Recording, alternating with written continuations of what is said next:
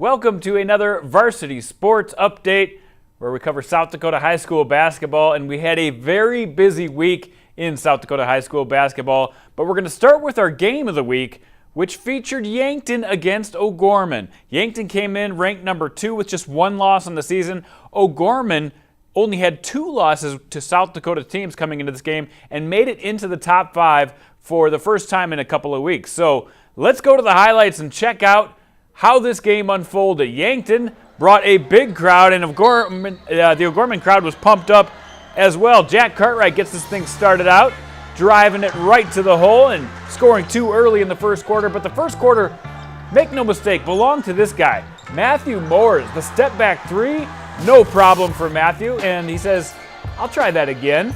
And he sinks it again. 13-7 lead for Yankton early on. He had 11 points in that first quarter. Let's take a look at Zach Norton. Wow, the killer crossover, the ankle breaker, and the bow and arrow.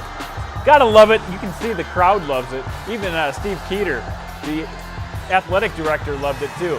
Then, just a couple plays after, a steal by Norton. He goes to his buddy Okoye, who was cherry picking a little bit down court, and here comes the athletic director. Get off the court, guys. It's just the second quarter. Right before the end of the first half, Cooper Cornerman drives, and look at that. Chris Haynes doesn't like the call. They go into halftime, trailing by just a couple. Coming out in the third quarter, Matthew Moores gets it started once again. He makes that grown man move and takes the lead again. Coming back on the other side, Jack Cartwright says, I can do what you can do, and he matches him.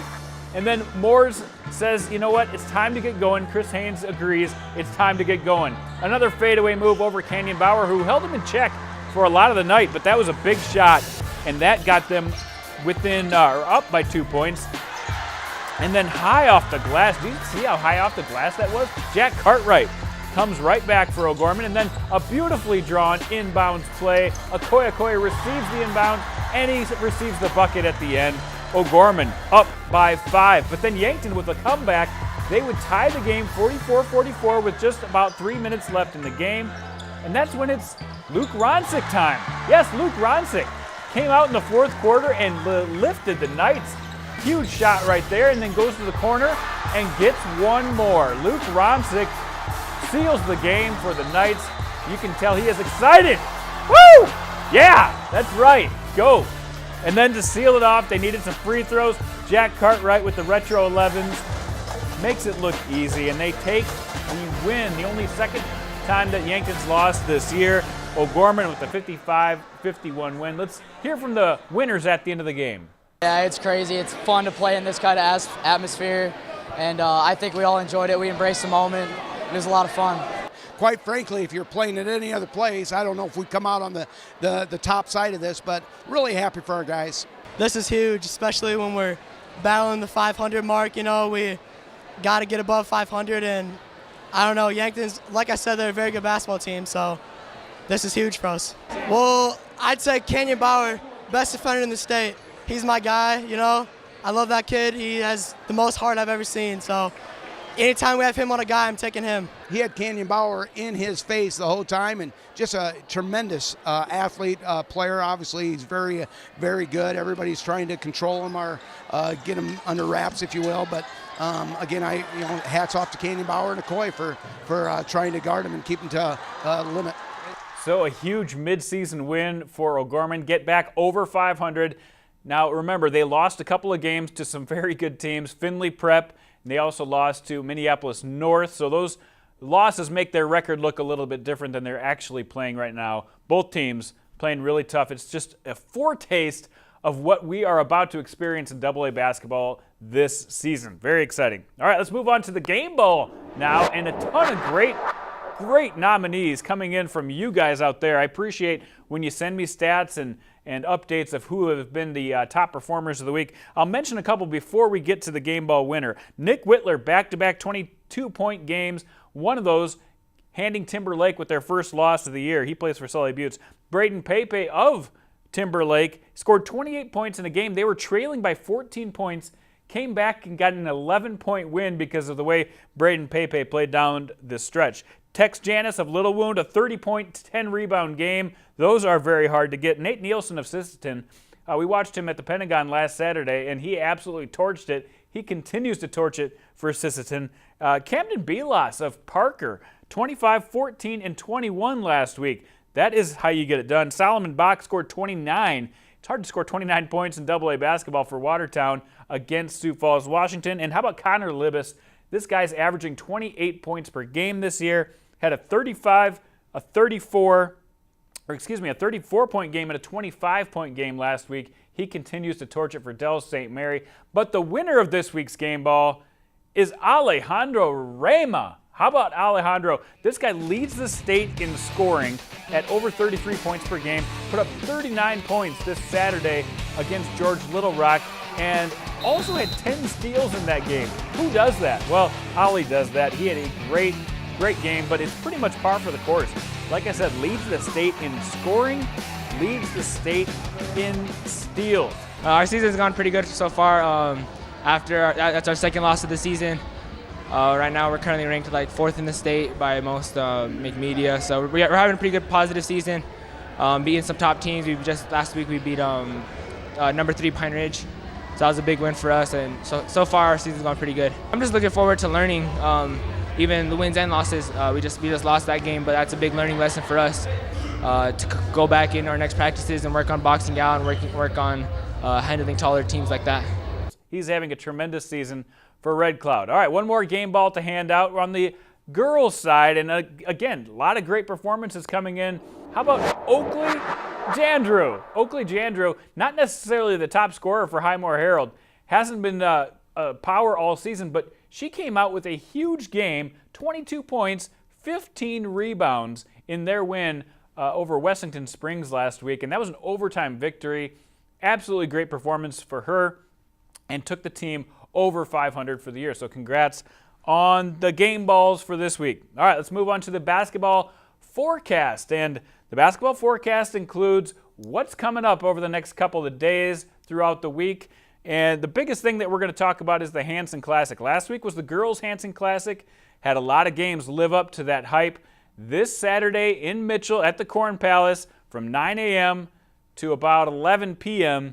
are some of the best A and B schools around. Let's take a look at that right now. And behind me is what the algorithms show, the computer-generated model of each team's percentage chance to win the game. So let's start by, actually there's 2 games before this. We just listed the last 7 games. Parker versus Rapid City Christian. I think a lot of people think Rapid City Christian could be a good team to beat, but the model really likes Parker in this one. 71% chance to win. Hanson taking on Colombe after that. Each team comes in with just 1 loss, but I see Hanson as the big favorite. 68% chance for Hanson to get it done, pretty close to their home court. Roncalli plays Sioux Valley. These 2 teams very similar. Roncalli coming off of a couple of losses, a couple of big losses to some really good teams, some of the best teams in the state. St. Thomas More this year they've lost to, T they've lost to. So they're a little better than people think. I think this is going to be a very close game. Could go either way.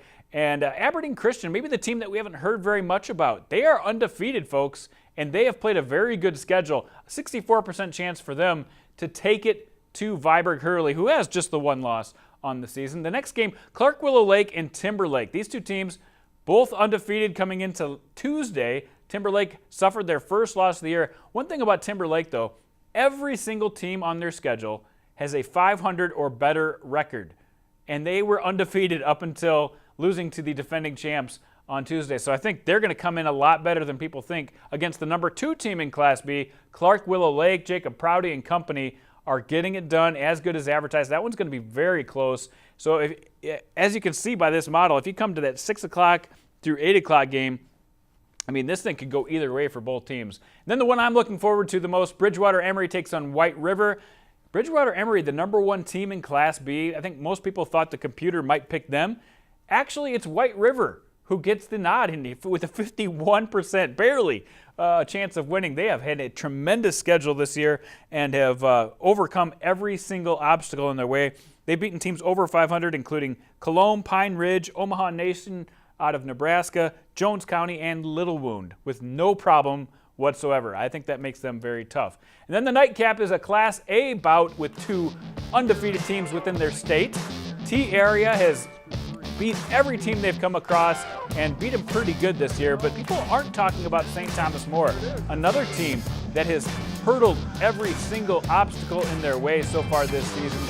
That should be a great nightcap, but the model expects T-Area to get the win. 63% chance for them to get the win. I can't wait. We will have highlights and reaction from the Hanson Classic in next week's edition of the Varsity Sports Update, so be sure to check that out. All right, let's go on to the best dunks of the week as part of the forecast. We've got the Thunder Report. Let's take a look at some of those dunks right now that we got sent in from viewers all across South Dakota. The first one was sent in by Matthew Morris's little brother, who sends one in. Matthew Morris taking it down the middle of the lane with the spin move and the flush. Nice dunk by Matthew Morris. He makes this part of the broadcast quite often. How about Paul Adam? This is a JV game. Whoa, a little out of control under the hoop. Paul Adam goes in for the big dunk. His dad was Carl Adam. He's an all-state player for Pierre and went on to play at USD, and you can see after that he's pretty excited. The guy is down now. Don't worry. The guy would get up. The JV kid, he's okay. Don't worry about him. But later in the varsity game that same night, Paul Adam gets loose again for the breakaway dunk.